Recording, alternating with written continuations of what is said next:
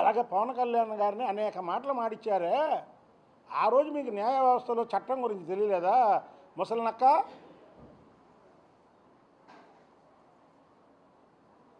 నువ్వు ఇవాళ మాట్లాడుతున్నావు, ఏమైపోయింది మీ తాడేపల్లి పిల్లి, మీ పులివెందల పిల్లి ఏమైపోయింది? చంద్రబాబు గారిని నిండు సభలో ఆయన కుటుంబం గురించి మాట్లాడుతుంటే ఎకిలినవ్వు నవ్వాడే పిల్లి. ఇవాళ మేమేమైనా మాట్లాడుతున్నాం, భారతి గారి మీద మాట్లాడామా? మా ప్రభుత్వం వచ్చింది, భారతి గారి మీద మాట్లాడామా? అది మా సంస్కారం, మేము మాట్లాడడం కూడా. ఆడవాళ్ళ మీద మేము మాట్లాడాం. ఆ రోజు నిండు సభలో చంద్రబాబు గారిని ఏడిపించి దటే చంద్రబాబు గారు శపథం చేశాడు లోపల, మీరు చేసిన అవమానానికి మళ్ళీ నేను ముఖ్యమంత్రిగానే అడుగు పెడతానని.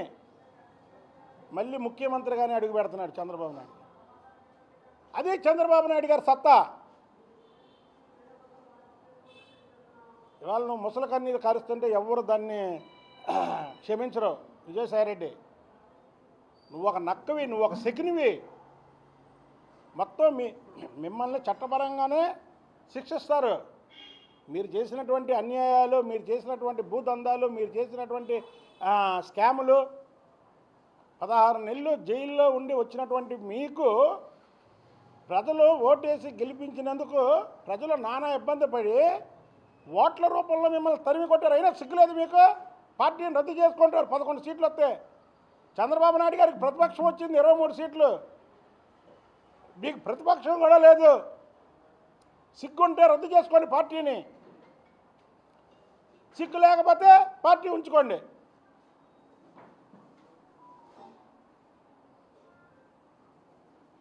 విజయసాయిరెడ్డి, ఇంకొకసారి చెప్తున్నాం, నీవు లేనిపోయిన ఆరోపణలు, లేనిపోయిన మాటలు మాట్లాడితే మాత్రం ముసలోడు అని కూడా చూడడం నిన్ను.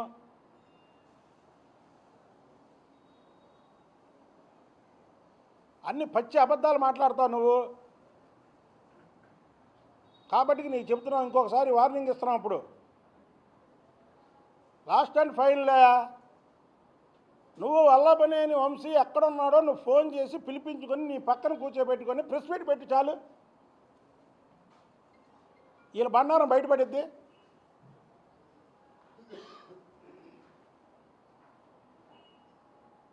కాబట్టి మేము ఒకటే చెప్తున్నాం విజయసాయిరెడ్డికి, నువ్వు ముసలి నక్కవి, శకునివి. మీ ఆటలకి ఈ రాష్ట్రంలో సాగనివ్వం, సాగవు. నేను చెప్పినట్టు చక్కగా బుద్ధిగా మీ పార్టీని రద్దు చేసుకొని మీరు ఇళ్లలో కూర్చొని చక్కగా కేసులు వాయిదాలప్పుడల్లా వాయిదాలకు వెళ్ళి వాళ్ళు వేసే శిక్షని జీవితకాలం జైల్లో ఉండి అనుభవిస్తే చేసిన తప్పులకి కొంతైనా మీకు ఉపశమనం లోపల జైల్లో కలుగుతుంది. అంతేగాని ఈ లేనిపోని ఆరోపణలు చేసి రాష్ట్రంలో ఏదో అయిపోతుందని, ఏది రాష్ట్రాన్ని అగ్నిగుండంలో మార్చింది మీరు. మార్చి ఇవాళ ఇలా మాట్లాడతారా? మాట్లాడడం, సోషల్ మీడియాలో పెట్టడం, ఇవన్నీ ఈ ముసలి నక్కను, ఈ ముసలి నక్కన పక్కన ఉన్న వాళ్ళకి కనబడలేదా వినబడలేదా అని అడుగుతున్నాం.